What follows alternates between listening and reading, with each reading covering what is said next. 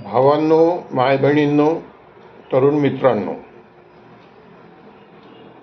आज मी आपल्याशी आमच्या देशात आज जे E20 इथेनॉलमुळे राजकीय वादळ आलेलं आहे आणि त्याची जी सर्वत्र चर्चा सुरू आहे त्याच्याविषयी बोलणार आहे. बोलावं की नाही बोलावं असा विचार इतके दिवस मी करत होतो, कारण मुळात जो मुद्दा आहे E20चा किंवा इथेनॉल वापराचा, तो शेतकऱ्यांच्या दृष्टीने, पर्यावरणाच्या दृष्टीने, देशाच्या आर्थिक व्यवस्थेच्या दृष्टीने कसा आहे याच्यावर खरी चर्चा व्हायला पाहिजे. पण चर्चा होते आहे की नितीन गडकरींच्या मुलांनी पैसा केला. आता मला हे समजत नाही कोणत्या राजकीय पक्षाच्या कोणत्या पुढाऱ्यानं सत्तेचा उपयोग करून पैसा केला नाही, याचंही संशोधन व्हायला पाहिजे ना. आणि माझं स्पष्ट मत असं आहे, मला नितीन गडकरींची बाजू घ्यायची नाही, कारण ते नागपूरचे आहेत आणि माझं मित्र आहे म्हणून. पण नितीन गडकरींच्या मुलांनी इथेनॉल देशाला विकून खूप पैसा केला असं खरं नाही आहे. कारण नितीन गडकरींनी स्वतः सांगितलेलं आहे की त्यांचा इथेनॉलचा वाटा जो आहे व्यापारातला तो 1% सुद्धा नाही आहे. आपण हा विषय जरा बाजूला ठेवूया. पण नितीन गडकरींवर सगळा फोकस का आहे, तर माझ्या मते नितीन गडकरी हे थोडेसे जास्त बडबोले आहेत आणि त्याच्यामुळे ते अटकतात आहेत. ते इथेनॉलचा मीच जनक आहे असा स्वतःला मला वाटतं मान घ्यायचा त्यांना असेल. आता ते हायड्रोजनबद्दल बोलतात आहेत, ते पहिले EVबद्दल बोलायचे, काय काय नाही बोलायचे ते, माझ्याजवळ हायड्रोजनची कार आहे वगैरे वगैरे. पण मी इथे आठवण करून देतो की 2018मध्ये आमच्या देशात एक विमान उडवलं गेलं होतं. ते इथेनॉलनी नाही, तर ते जेट्रोफापासून तयार झालेल्या बायोडिझेलनी उडवलं गेलं होतं आणि एअर जेटनी ते विमान उडवलं होतं. त्याची खूप चर्चा झाली होती आणि त्याच्यानंतर एक आंतरराष्ट्रीय बायोडिझेल डे आहे, त्याच्यावर प्रधानमंत्री मोदींचं एक भाषण सगळीकडे प्रसारित झालं होतं आणि मग देशात बायोडिझेल, इथेनॉल याची पुन्हा जोरदार चर्चा सुरू झाली होती. त्यावेळेस मी एक लेख लिहिला होता. त्या लेखाचं शीर्षक अनेक वर्तमानपत्रांनी वेगवेगळं दिलं होतं. काही ठिकाणी ते बरोबर होतं, जैव इंधन आणि अन्न सुरक्षा हा त्याचा विषय होता. आणि त्या लेखातनं मी हा मांडण्याचा प्रयत्न केला होता की जैव इंधनामुळे अन्न सुरक्षेवर कसा प्रश्नचिन्ह निर्माण होऊ शकतो. आज मी आपल्याशी बोलायला याच्याकरताच आलो आहे की काल इंडियन एक्सप्रेसमध्ये भारताचे मुख्य आर्थिक सल्लागार व्ही अनंत नागेश्वरन आणि त्यांच्यासोबत आर्थिक विभागाचे सल्लागार आकाश पुजारी यांचा एक संयुक्त लेख आहे आणि त्या लेखामध्ये सुद्धा हा मुद्दा उपस्थित केलेला आहे की अन्न सुरक्षा की इंधन सुरक्षा. आणि तो लेख जर आपण वाचला तो आज लोकसत्तेमध्ये सुद्धा बातमीच्या स्वरूपात छापलेला आहे, तर आपल्याला स्पष्ट होईल की जो काही वादविवाद करायचा आहे किंवा जी चर्चा करायची ती या दृष्टीने करायला पाहिजे. मी आज आपल्यासमोर 2018च्या अनेक अंकांमध्ये 30 सप्टेंबर 2018ला अनेक वर्तमानपत्रांच्या अंकांमध्ये माझा एक लेख छापला गेलेला आहे. त्याचं शीर्षक आहे जैव इंधन आणि अन्न सुरक्षा. आणि यात जो महत्त्वाचा मुद्दा मी मांडलेला आहे तो पहिले आपल्यासमोर मांडतो की ज्याला ठळक करून त्या वर्तमानपत्राच्या संपादकांनी प्रकाशित केलेलं आहे. ते असं आहे, जैव इंधनाच्या साहाय्याने विमानाचे उड्डाण झाल्यामुळे नव्या आशा पल्लवित झाल्या आहेत असे सांगितले जाते. कच्च्या तेलासाठी आयातीवर अवलंबून राहणाऱ्या भारतासारख्या देशात जैव इंधनामुळे नवीन क्रांती होईल असे मानणारे अनेक जण आहेत. परंतु जैव इंधनाच्या निर्मितीसाठी लागणारा खर्च आणि त्याची उपयुक्तता याचा विचार करता तो आतबट्ट्याचाच व्यवहार ठरेल. शिवाय जैव इंधनासाठी ऊस मक्यासारखी पिके घेण्यामुळे या देशात अन्न सुरक्षेचा नवा प्रश्न निर्माण होईल काय? असे अनेक प्रश्न जैव इंधनाच्या निर्मितीमागील विचार करण्यासारखे मुद्दे आहेत. एक मुद्दा आत्ताच सांगून देतो की साखरेचे भाव आत्ता वाढलेले आहेत आणि साखरेपासून ऊसापासून इथेनॉल करायचं की नाही करायचं याचा विचार सुरू आहे. अनेक कारखाने 55, 56, 60 रुपये किलो साखर झाली तर त्याच्यापासून इथेनॉल आम्ही करू तर तुम्हाला इथेनॉलची किंमत वाढवावी लागेल असेही पुढच्या काळात म्हणतील. याचीही नोंद करून घ्यावी. आपण मला क्षमा करावी, पण मी सलग भाषण करण्यापेक्षा हा लेखच आपल्याला वाचून दाखवतो. म्हणजे मग आजच्या लोकसत्तेमध्ये मराठीत छापल्या गेलेलं नागेश्वरन यांचं मत आणि 2018मध्ये मी मांडलेलं मत याच्यामध्ये काही अंतर नाही. मी त्यांच्याबरोबर स्वतःला करू इच्छित नाही, कारण मी अत्यंत अज्ञानी आहे. पण इकडनं तिकडनं जी काही माहिती मिळते ती माहिती मी 2018मध्येच मांडण्याचा प्रयत्न केला होता. आणि माझं स्पष्ट मत आहे की याच्याकरता नरेंद्र मोदी आणि नरेंद्र मोदींचे सरकारच जबाबदार आहेत की ते आपल्या लोकप्रियतेकरता शेतकऱ्यांचं उत्पन्न दुप्पट करणार, साखरेला चांगला भाव मिळण्याच्या ऐवजी इथेनॉलमधनं ऊसाला भाव मिळेल वगैरे असा प्रचार करून दिशाभूल करण्याचा प्रयत्न करतात. आणि गेल्या 12 वर्षात शेतकऱ्यांचं उत्पन्न दुप्पट झालं नाही, पण खर्च दुप्पट झालेला आहे. त्याचाही आमच्या देशामध्ये चर्चा होत नाही. त्या दिशेने ही चर्चा व्हावी याच्याकरता मी हा लेखच आपल्यासमोर वाचून दाखवतो आहे. आपण जरा तो ऐकून घ्यावा. छत्तीसगडचे मुख्यमंत्री रमन सिंग यांनी 2005मध्ये घोषणा केली होती, अब तेल नहीं आएगा खाड़ी से, तेल आएगा बाड़ी से. कच्चे तेल यापुढे आखातातून येणार नाही तर आपल्या स्वतःच्या शेतातून आपण ते आणू. 2018 साल संपत आले तरी त्यांचे हे स्वप्न सत्यात उतरलेले नाही. मात्र वर्ल्ड बायोडिझेलच्या प्रोग्राममध्ये पंतप्रधान नरेंद्र मोदी यांनी केलेल्या भाषणामुळे जैविक इंधनाच्या विषयाला पुन्हा तोंड फुटले आहे. मी हे पुन्हा अधोरेखित करतो. जैव इंधनावरील ही चर्चा केवळ चर्चाच न राहता प्रत्यक्षातही उतरली आणि स्पाइस जेट कंपनीने जेट्रोपापासून बनवलेल्या जैव इंधनाच्या साहाय्याने विमानाचे उड्डाण करून दाखविले. जैव इंधनाच्या साहाय्याने विमानाचे उड्डाण केल्यास खर्चात बचत होईल आणि विमान प्रवासाचे दरही कमी होतील असा दावा जेट एअरवेजने केला आहे. आता ही कंपनी बंद झालेली आहे, दिवाळा निघालेला आहे. या उड्डाणाविषयी शिशिर आस्थाना यांनी लिहिले होते आणि त्यांचा तो लेख 28 ऑगस्टला प्रसिद्ध झालेला होता. विमानासाठी जैव इंधनाचा वापर कल्पनेचे उड्डाण का आहे अशा आशयाच्या या लेखाचे शीर्षक होते.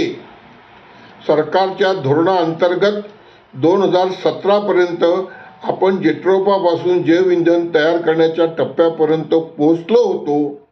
मात्र हे स्वप्न साकार होणे शक्य नाही असाच निष्कर्ष 2013पर्यंत काढला जात होता.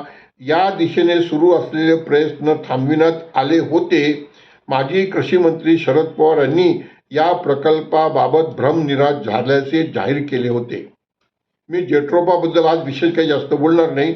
माझी स्वतः रमन सिंगांशी या विषयावर चर्चा झालेली आहे, कारण स्वर्गीय दत्ता मेघेंनी आम्हाला रायपूरला नेलं होतं त्यांच्या भेटीसाठी.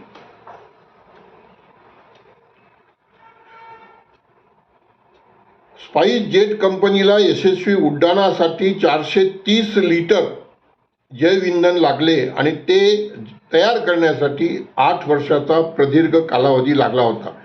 मी पूर्वी जेट एअरवेज म्हटलं होतं, आता मी स्पाइस जेट म्हणतो आहे. माझं थोडं कन्फ्युजन याच्यावर झालेलं आहे, आपण क्षमा करावी.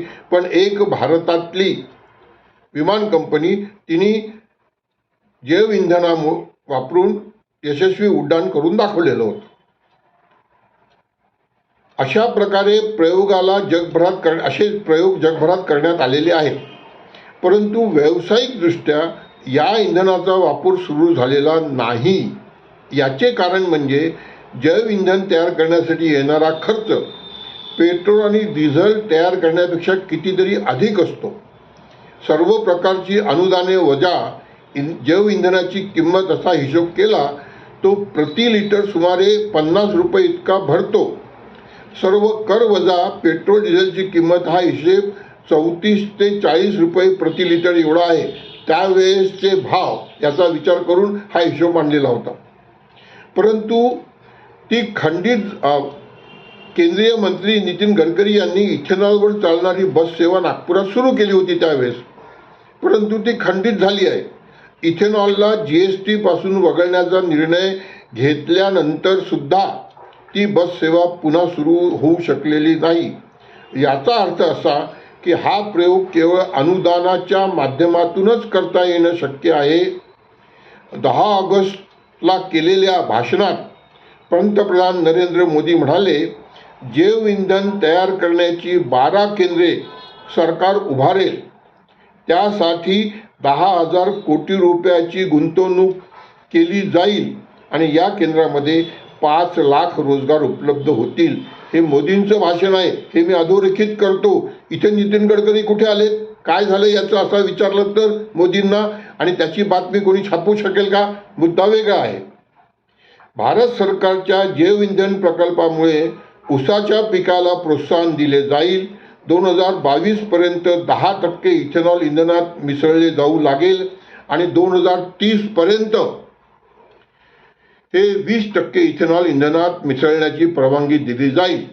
या धोरणामुळे 2022 पर्यंत शेतकऱ्यांचे उत्पन्न दुप्पट होईल. आता नरेंद्र मोदींना हा प्रश्न का विचारला जात नाही की दुप्पट झालं का? 2026 आलेली आहे. परंतु प्रचंड प्रमाणात अनुदान दिल्याशिवाय ही गोष्ट शक्य नाही, हे नम्रपणे नमूद करावेसे वाटते. इथेनॉल किंवा जैव इंधनाच्या कार्यक्रमाचे समर्थन करणारे लोक नेहमी ब्राझीलचे उदाहरण देतात. परंतु ब्राझीलमध्ये ऊस उत्पादन केवळ पावसाच्या पाण्यावर घेतले जाते. त्यासाठी कालवे काढले जात नाही आणि पंपाद्वारे भूगर्भातील पाणी उपसलेही जात नाही. ही वस्तुस्थिती ही मंडळी आपल्याला सांगत नाही. केंद्र आणि राज्य सरकारकडून एकत्रितपणे दिले जाणारे 15,000 रुपये कमीत कमी प्रति एकरीचे जे ऊस शेतीला अनुदान आहे, कालच्या 15 ऑगस्टच्या भाषणामध्ये सुद्धा नरेंद्र मोदी साहेबांनी 3,000 रुपयाचा युरिया 300 रुपयाला देतो आणि 5,000 रुपयाची DAP आम्ही 1,350 रुपयाला देतो. हे अनुदान जर काढून टाकले, विचार करा जरा, हे मी आता याच्यात ॲड करतो या लेखाच्या शिवाय, तर ऊसाच्या लागवडीखालील क्षेत्र कमी होईल. असे केल्यास साखरेचे उत्पादन घटेल. अर्थातच त्यामुळे साखरेची आयात करावी लागेल आणि त्याचा परिणाम म्हणून आंतरराष्ट्रीय बाजारातील साखरेचे दर वाढतील. अशा स्थितीत इथेनॉल तयार करणे कसे काय शक्य होणार? आपल्याला अशा प्रकारचे प्रयोग करावे लागतील हे मला मान्य आहे. पण जैव इंधनाविषयी मोठा गाजावाजा करताना आपण हीच गोष्ट लक्षात ठेवली पाहिजे. 2008 मध्ये आंतरराष्ट्रीय बाजारात कच्च्या तेलाचे दर $150 प्रति बॅरल एवढे वाढले होते. त्यामुळे लागेल आणि त्याचा परिणाम म्हणून आंतरराष्ट्रीय बाजारातील साखरेचे दर वाढतील. अशा स्थितीत इथेनॉल तयार करणे कसे काय शक्य होणार? आपल्याला अशा प्रकारचे प्रयोग करावे लागतील हे मला मान्य आहे. पण जैव इंधनाविषयी मोठा गाजावाजा करताना आपण हीच गोष्ट लक्षात ठेवली पाहिजे.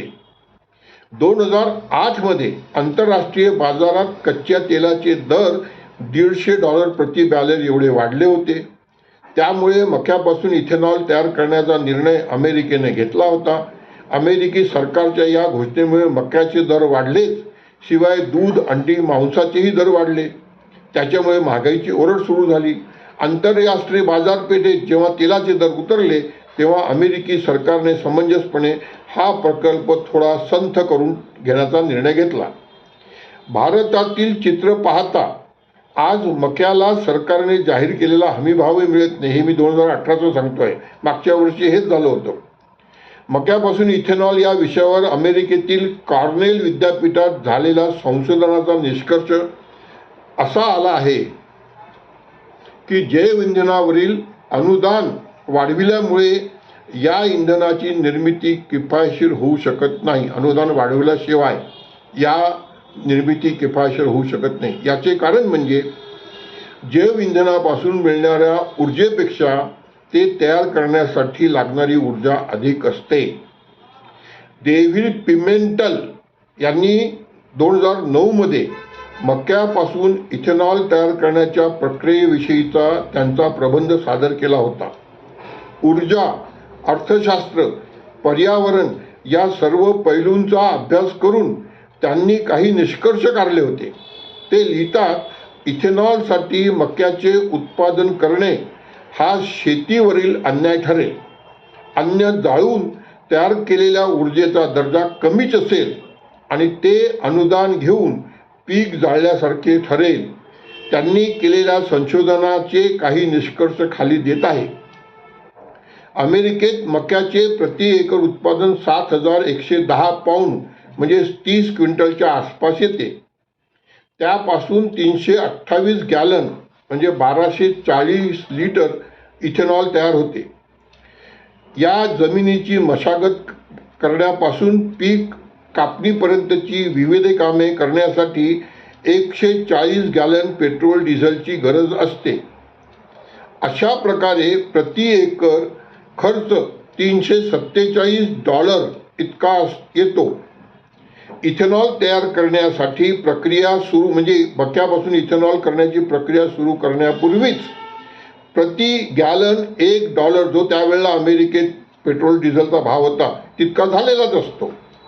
पुढचा निष्कर्ष असा आहे की इथेनॉल तयार करण्यासाठी आवश्यक असलेल्या ऊर्जेचा विचार केला तरी इथेनॉल तयार करणे परवडत नाही. 1 गॅलन इथेनॉल तयार करण्यासाठी 1,31,000 ब्रिटिश थर्मल युनिट इतकी ऊर्जा खर्ची पडते आणि उत्पादित झालेल्या इथेनॉलपासून अवघी 77,000 BTU ऊर्जा मिळते. 1 गॅलन इथेनॉल तयार करण्यासाठी खर्च घातलेली ऊर्जा ही 70% अधिक असते असे पिमेंटल सांगतात. 1 गॅलन इथेनॉल तयार करण्यासाठीचा खर्च $1.74 एवढा असतो. 1 गॅलन पेट्रोल डिझेल त्यावेळेसच्या क्रूड ऑइलच्या भावाप्रमाणे 1 गॅलन पेट्रोलसाठी 75 सेंट एवढा असतो. त्यामुळे मक्याचे पीक इथेनॉल निर्मितीसाठी काढणे 8 बड्ड्याचा व्यवहार ठरतो. शेती म्हणजे 60 पैसे मिळवण्यासाठी 1 रुपया खर्च करण्याची, मी नेहमी म्हणतो 100 का 60 करणं बाप का नाम चलाना, ही शेती आहे असे मी नेहमी म्हणतो. या देशातील आमदार खासदारांपासून मध्यमवर्गीयांपर्यंतचे लोक जेवढे अन्न खातात हे बरोबर आहे का? या देशातले आमदार खासदारांपासून मध्यमवर्गीयापर्यंतचे लोक म्हणजे माझ्या सकट जेवढे अन्न खातात त्याचे 25% अन्नही उर्वरित 75% लोकांना खायला मिळत नाही. भुकेला गासलेला बहुसंख्य या देशातील अन्न सुरक्षेचा प्रश्न जैव इंधनाच्या निर्मिती केल्यामुळे अधिक तीव्र होईल. हेच नागेश्वरन यांच्या लेखातनं इंडियन एक्सप्रेस आणि लोकसत्तेमध्ये मांडल्या गेलेलं आहे. मी त्यांचं आभार मानतो. इंडियन एक्सप्रेस आणि लोकसत्तेचंही आभार मानतो. मी हे 2018 साली मांडलेलं होतं. आज याची चर्चा सुरू झालेली आहे. मला असं वाटतं आहे की जर आम्ही इंधनाकरता सबसिडी देऊ शकतो तर अन्नदाता शेतकऱ्याची क्रयशक्ती वाढवण्याकरता त्याला सबसिडी देऊन स्वामीनाथन आयोगाप्रमाणे C2 + 50% नफेशीर किंमत देऊन त्याला माणसासारखा जगण्याचा अधिकार देणारी राजकीय आर्थिक व्यवस्था स्वतंत्र भारताच्या 80व्या वर्षीसुद्धा का निर्माण करू शकत नाही याच्यावर सर्व बुद्धिजीवी लोकांनी म्हणजेच इंटेलेक्च्युअल नक्सल लोकांनी चर्चा करावी अशी मी आग्रहाची विनंती करतो. नागेश्वरन आणि पुजारी यांचं पुन्हा आभार मानतो. धन्यवाद. जय हिंद, जय महाराष्ट्र, जय जवान, जय किसान आणि जय विदर्भ.